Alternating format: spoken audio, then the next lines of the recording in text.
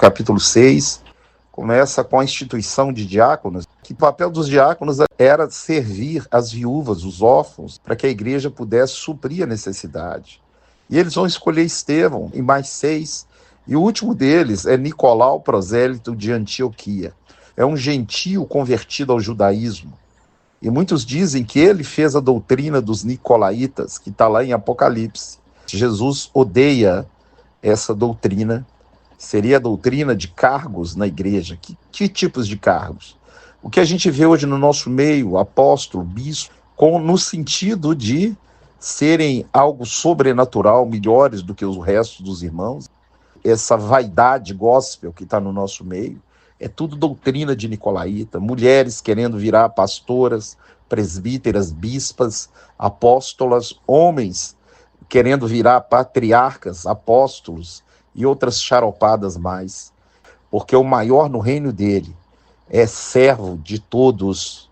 E o primeiro é o último e é servo de todos. Foi isso que ele disse. Se você quiser ser maior, você vai ser o servo de todos. A gente viu tanto que a igreja está errada e tanto que está fora da palavra, até a própria função do diácono. Estevão começa a fazer muitos prodígios e sinais, e eles, morrendo de inveja dele, contratam testemunhas falsas para o acusarem, que ele estava indo contra a lei de Moisés e contra o próprio Moisés, ensinando e falando que Jesus Cristo destruiria aquele lugar, o templo, o santuário. Estevão, em sua defesa, começa a contar da história de Abraão e fala quase toda a história de Israel. E como aqueles homens resistiram a Moisés, esses agora também resistem a Jesus Cristo, ao Salvador de todos. Ele fala homens incircuncisos de coração, de dura cerviz, que assassinaram o autor e salvador da nossa fé, Jesus Cristo. Vós que sempre resisti ao Espírito Santo de Deus, e eles ficaram com ódio e o apedrejaram. E quando ele estava sendo apedrejado, a Bíblia não diz que ele estava desesperado, gritando com dor, mas ele morrendo, ele viu o céu aberto e viu o Filho de Deus sentado à direita do Pai. Essa vai ser também a nossa última visão, quando partirmos dessa vida, porque o próprio Cristo diz que foi preparar lugar para nós, e quando o lugar estiver pronto, ele volta para nos buscar. Levaram ele para fora da cidade, o apedrejaram e botaram a sua roupa nos pés de um homem chamado Saulo. E Saulo consentia na sua morte. E ele repetiu as mesmas palavras de Jesus, para Deus não imputar esse pecado àquelas pessoas. E aí adormeceu. A igreja crescia em quantidade de números de discípulos, de pessoas salvas, e começou a ter uma grande perseguição. Porque o intuito de Deus é que a palavra fosse espalhada por todas as nações. E eles não podiam ficar só ali no templo, em Jerusalém, tinham que partir para outros lugares. A igreja foi se espalhando, região da Judéia e da Samaria, e Saulo perseguia, prendia, açoitava os cristãos, prendendo homens e mulheres no cárcere. O verso 4 diz: os que foram dispersos, fugindo, estavam pregando o evangelho por toda parte. Vários lugares começaram a ser alcançados pelo poder de Deus, o poder da salvação através de Jesus Cristo. O verso 7 diz que os espíritos imundos saíam de muitas pessoas e muitos coxos e paralíticos levantavam e andavam.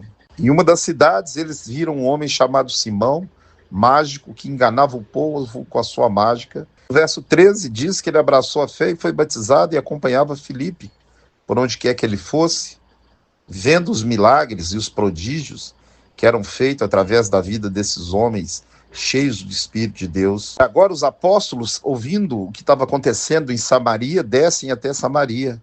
Então eles foram lá e impunham as mãos nas pessoas, e elas ficavam cheias do Espírito de Deus. Simão, que havia sido batizado, ficou querendo também ter esse poder e queria comprar por dinheiro. Pedro disse para ele: você não tem parte nesse ministério. O teu coração não é reto diante de Deus? Arrependa-te de tudo que você está fazendo. Tendo acontecido essas coisas, eles voltaram para Jerusalém. No nosso meio está cheio desses mágicos gospels, adivinhando o número de identidade, contando um monte de lorota e mentira, que diz que vê anjo, vê isso, vê aquilo outro. Homens avarentos, fazem tudo pelo dinheiro, são sepulcros caiados, homens malignos que não medem para extorquir e para oprimir as ovelhas do Senhor. Querem vender o Espírito ou querem comprar o Espírito. Isso não é comprado. O batismo do Espírito Santo vem através de Jesus Cristo, nosso único Senhor e Salvador. Agora o Espírito Santo vai impelir Filipe para o caminho de Gaza, e ali ele vai ver eunuco. Ele lê o texto de Isaías 53 e pergunta: o profeta está falando dele mesmo ou é de outro? E Filipe vai explicá-lo o texto. Filipe anuncia Jesus para aquele eunuco, e Deus viu o coração daquele eunuco. Se você não sabe o que é um eunuco, é um homem que foi castrado de propósito para trabalhar na corte de um rei, e ele entregou a sua vida para Jesus. Pede Filipe para ser batizado. Filipe diz: é lícito se você crê de todo o seu coração. Olha, eu creio que Jesus Cristo é o meu Salvador. Então Filipe manda parar o carro e batiza aquele eunuco. Romanos 10:9 diz: se com a tua boca confessares a Jesus e em teu coração creres que Deus o ressuscitou dos mortos, você será salvo, né? Agora no capítulo 9 fala que Saulo recebeu cartas dos sacerdotes para perseguir e prender os da igreja. E no caminho de Damasco vê uma forte luz e ele cai por terra. E uma voz: Saulo, Saulo, pergunta: quem és tu, Senhor? Sou Jesus a quem tu persegues. Quando persegue o corpo de Cristo, as pessoas, persegue o próprio Cristo. Por isso ele diz: porque você me persegue. Levantou, ficando cego, não podendo ver nada. Jesus fala para um discípulo chamado Ananias, depois de 3 dias que ele está cego, orando, clamando a Deus, para ir até na rua que chama direita. E o discípulo fala: Senhor, o Senhor sabe tantos males que esse homem tem feito à tua igreja. Jesus fala para ele: esse para mim é o varão escolhido para levar o meu nome diante dos gentios. E Ananias entrando fala: Saulo, irmão, o próprio Jesus Cristo apareceu para mim numa visão e falou para que eu viesse, para que você pudesse recobrar as suas vistas e ser cheio do Espírito Santo. E quando ele ora pelo apóstolo Paulo, cai dos seus olhos como que 2 escamas, e ele fica cheio do Espírito e é batizado, e imediatamente começa a pregar nas sinagogas com as escamas retiradas dos olhos. Ele enxergava outro reino, ele enxergava o reino de Deus, que não é cargo eclesiástico diante lá dos líderes judaicos, mas é o cargo celestial, é ser servo do Senhor, é ser uma cópia de Cristo. Deus usa esse homem poderosamente. É o apóstolo mais usado, que escreveu mais livros na Bíblia. Em Romanos 11:13 diz que Deus o designou apóstolo dos gentios. Aquele que perseguia e matava vai virar uma bênção nas mãos de Jesus. Cada vez mais pregava e discutia, no bom sentido, sobre as doutrinas, e eles resolveram matar ele.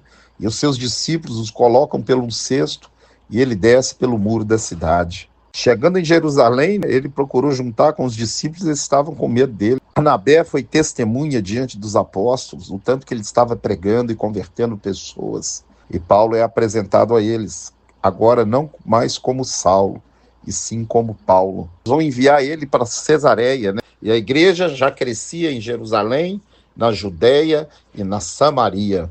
Pedro agora cura um homem também paralítico, chamado Enéas, e ele fala para ele: Enéas, o Senhor Jesus te cura, levanta.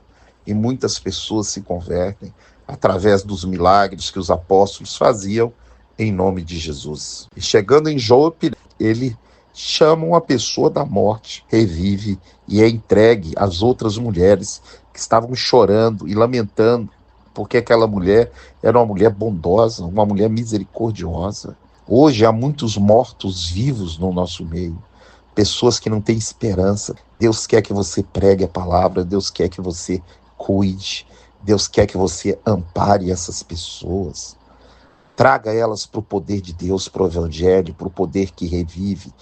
No verso 42 diz que esse fato que Pedro fez com Dorcas foi conhecido em todas as cidades e muitos ali creram no Senhor Jesus.